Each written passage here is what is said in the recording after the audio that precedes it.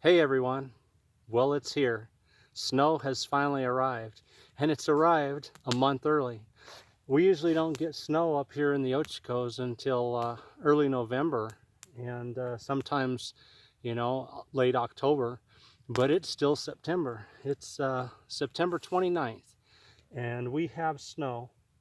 So I drove out here in the mountains and I just hiked in cross country, just found a nice area, took off cross country, hiked in, found a place where I could make a little lean-to and a little fire, and I've just been enjoying the day. I took advantage of a fallen log and built a little lean-to right up against the root wad, used the roots coming off the root wad, which are full of pitch, to get my fire going here, and just been having a great day out here. And while I'm out here, I wanted to share with you guys a little bit of survival knowledge about emergency space blankets. Just you guys just a bit there. Okay, so I got a couple different blankets out here with me today. I have the Swiss Safe emergency blanket, which is just about, if you go on Amazon, about the highest rated Mylar blanket that you can find on Amazon is the Swiss Safe. So I didn't bring a piece of junk out here. I brought the highest rated one I could find on Amazon. I also have with me an SOL, Survive Outdoors Longer, heat sheet. Now the SOL heat sheet is not made out of Mylar. It's made out of a different material, which I wish I would have wrote down before I came out here. No internet reception out here in the woods, guys, so I can't look it up. You'll have to go online, pull one of these up on Amazon. It'll tell you what it's made out of, but it's not Mylar. It's a different material. They both reflect 90% or more of your heat back at you, so you're getting the same heat benefits out of both. But there is, as you're about to see, a dramatic difference in these two materials. Okay. So I'm going to open these up, and the first thing you guys will notice, this is the Mylar, the Swiss Safe. Happens to be camo on the outside, the reflective silver is on the inside. But I want you to listen to this. I'm going to hold this right up here.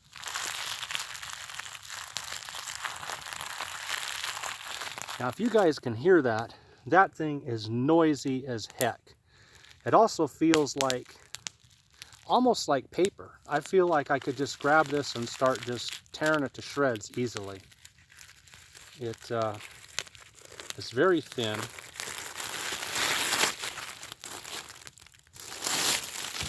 Paper thin. And, as you can hear,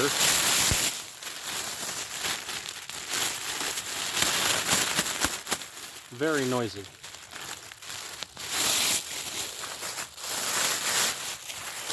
And not the easiest thing to unfold. Okay. Now, the SOL heat sheet, listen to this. The noise is almost non-existent. And this doesn't feel like thin paper in my fingers. It feels more like a garbage can liner. It's thicker, has a completely different feel to it. Again, both reflect 90% or more of your heat back at you, but right off the bat, we have a dramatic difference in noise. And I'm going to open this one up. And it'll make some noise, but it makes about the same amount of noise as a garbage bag versus that, which just, if I had to try to sleep with that thing making all that racket, that would drive me nuts. Okay, so big difference in the amount of noise they make, difference in the way they feel. Like I said, this is just paper thin and it's crumbly. It's, this, it's not. It feels like, again, like a garbage can liner. Well, what happens if you're using these blankets out here in this shelter, right? Let's just say I'm gonna go back up to my pickup later, which is a hike out of here. I have to hike a ways to get back to my truck.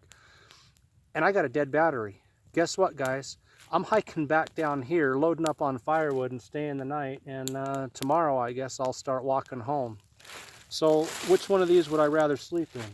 Well, if I start rolling around in the Mylar blanket and I tear a hole in it with a stick, sharp stick pokes through, which could happen very easily. What's going to happen to this blanket now with that tear in it? I roll around, I'm just barely pulling. I'm just, look at that, just fingertip. I'm rolling around, rolling over, roll over onto this side, rolled over again. Guys, the whole blanket is falling apart. From one little tiny puncture, I am applying absolutely no pressure at all. Look at that, it's just falling apart. Okay, that's,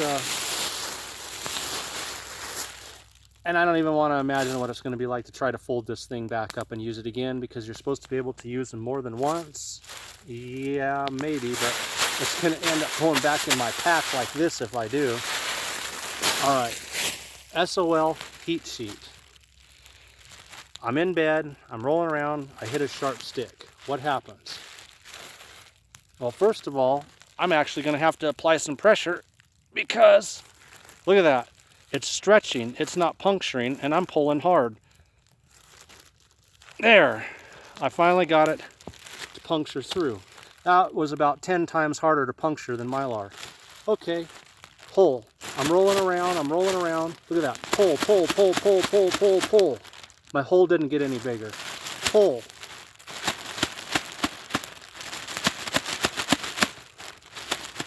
My hole's not moving.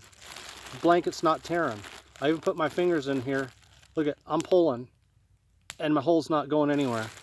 That is the big, big difference between a Mylar blanket and an SOL heat sheet. Granted, these are about $4 a piece, where these are much cheaper. But guys, realistically, if I had to stay the night out here, or you had to stay the night out here, and this was all you had to roll up in front of your fire, and you roll around at night, do you want this to happen? So that after you roll over 2 or 3 times, you no longer have a blanket and now you're exposed to the elements for the night? Or my hole will not grow. Not only that, it'll take a little bit of work, I admit, but guess what, guys?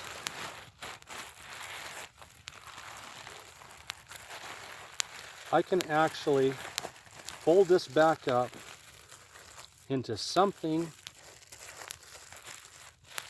that I can get back into my backpack and not a big wadded mess, because there's just no way in heck I'm going to fold that back up.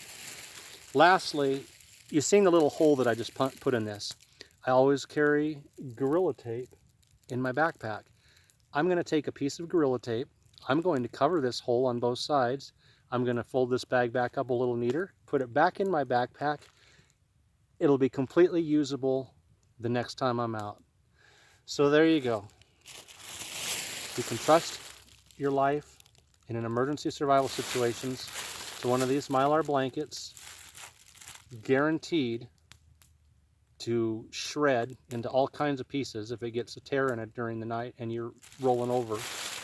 Or you can spend $4, get yourself an SOL heat sheet, or 2, because I actually carry 2 in my pack, and there's a reason for that. Later on in other videos, I'm going to show you guys some survival hacks of how useful this blanket is in a survival situation. So I carry 2, so I have an extra one that I could use for some different things, which I'll be showing you in the future. Anyway, guys, I am going to climb into my shelter over here. I am going to heat up a cup of hot cocoa and just relax out here for a while and enjoy the first winter snow.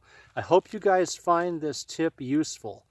It was really informative to me the first time someone said, hey, take a look at the difference of these two. Go out in the woods, you know, try them out and see. And like I said, they both give about 90% heat reflection.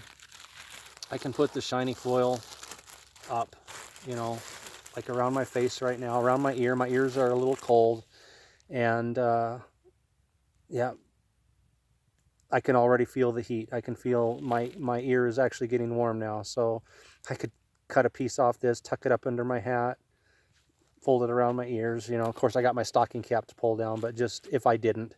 So both are effective for heat, but realistically, if you're having to stay out in a shelter like this, where you could roll over during the night, tear it on a stick, catch it on your boot even, there really is only one option, and that is the SOL heat sheet. Guys, enjoy yourself out there. Thanks for tuning into Ochiko Bushcraft. If you haven't yet, please subscribe. Thank you.